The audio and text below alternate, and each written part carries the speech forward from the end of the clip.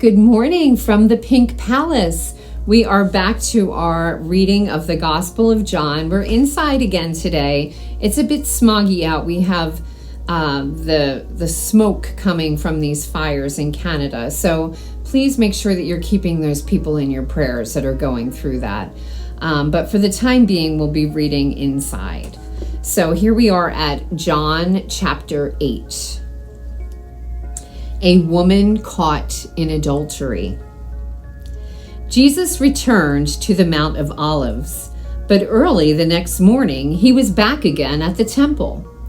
A crowd soon gathered, and he sat down and taught them.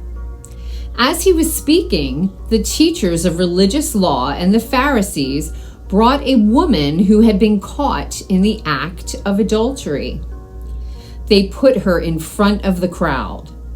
"Teacher," they said to Jesus, "this woman was caught in the act of adultery.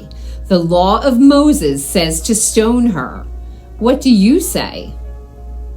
They were trying to trap him into saying something they could use against him. But Jesus stooped down and wrote in the dust with his finger. They kept demanding an answer, so he stood up again and said, "All right, but let the one who has never sinned throw the first stone."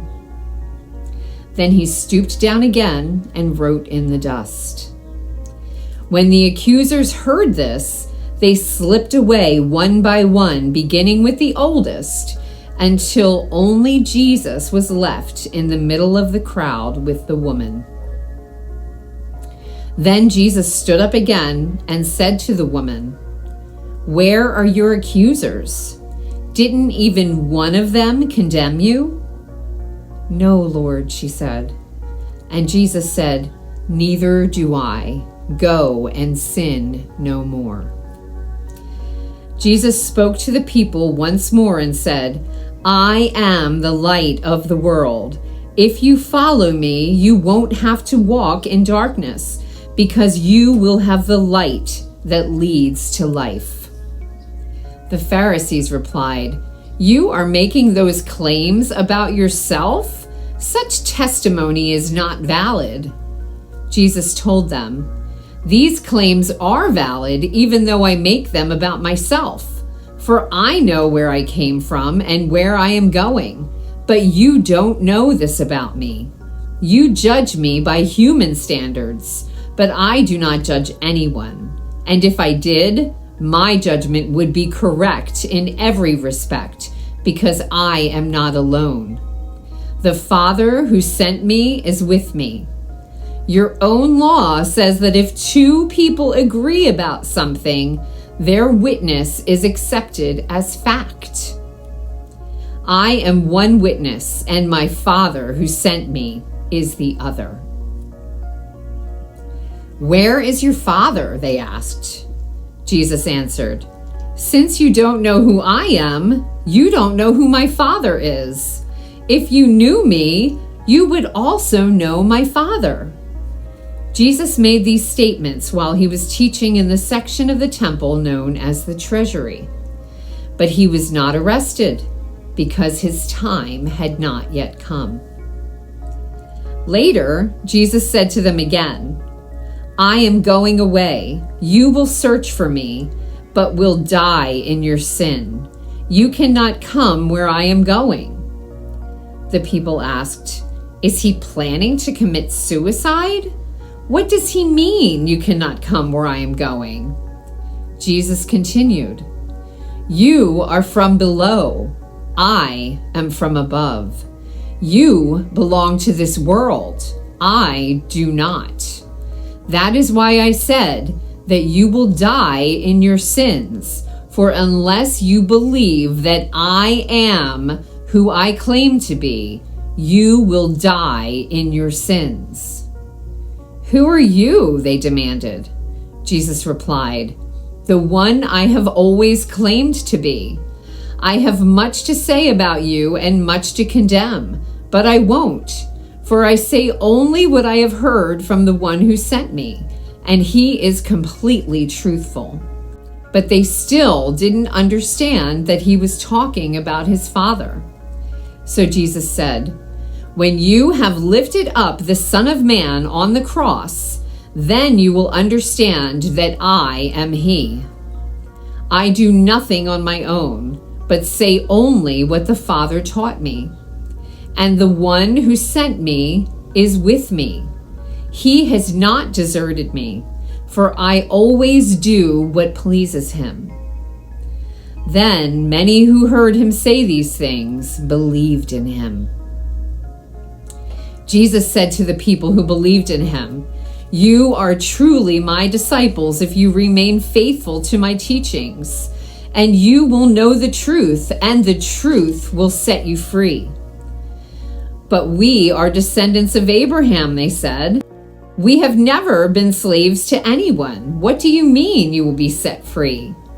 Jesus said, "I tell you the truth. Everyone who sins is a slave to sin. A slave is not a permanent member of the family, but a son is part of the family forever. So if the Son sets you free, you are truly free. Yes, I realize that you are descendants of Abraham, and yet some of you are trying to kill me because there's no room in your hearts for my message. I am telling you what I saw when I was with my Father, but you are following the advice of your father." "Our father is Abraham," they declared. "No," Jesus replied, "for if you really were the children of Abraham, you would follow his example. Instead, you were trying to kill me because I told you the truth, which I heard from God. Abraham never did such a thing. No, you are imitating your real father." They replied, "We aren't illegitimate children. God himself is our true father." Jesus told them, "If God were your father, you would love me, because I have come to you from God. I am not here on my own, but he sent me. Why can't you understand what I'm saying? It's because you can't even hear me. For you are the children of your father, the devil, and you love to do the evil things he does. He was a murderer from the beginning. He has always hated the truth because there is no truth in him. When he lies, it is consistent with his character, for he is a liar and the father of lies. So when I tell the truth, you just naturally don't believe me. Which of you can truthfully accuse me of sin? And since I am telling you the truth, why don't you believe me? Anyone who belongs to God listens gladly to the words of God, but you don't listen because you don't belong to God." The people retorted, "You Samaritan devil, didn't we say all along that you were possessed by a demon?" "No," Jesus said, "I have no demon in me, for I honor my Father, and you dishonor me. And though I have no wish to glorify myself, God is going to glorify me. He is the true judge. I tell you the truth.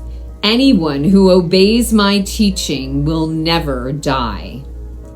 The people said, "Now we know you are possessed by a demon. Even Abraham and the prophets died, but you say anyone who believes my teaching will never die? Are you greater than our father Abraham? He died, and so did the prophets.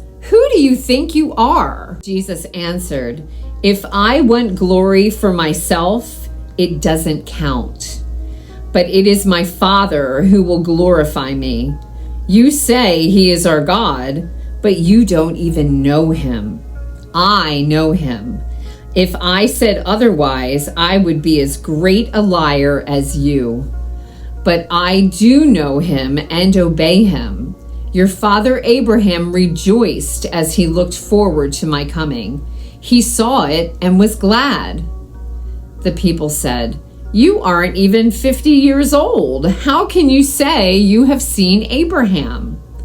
Jesus answered, "I tell you the truth. Before Abraham was even born, I am.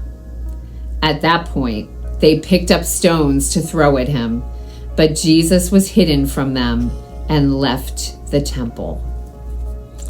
That is the Gospel of John, chapter 8. Thank you so much for joining me today, you guys. Have a wonderful day, and I will see you back here tomorrow to read chapter 9 of the Gospel of John. Have a great day. Mwah.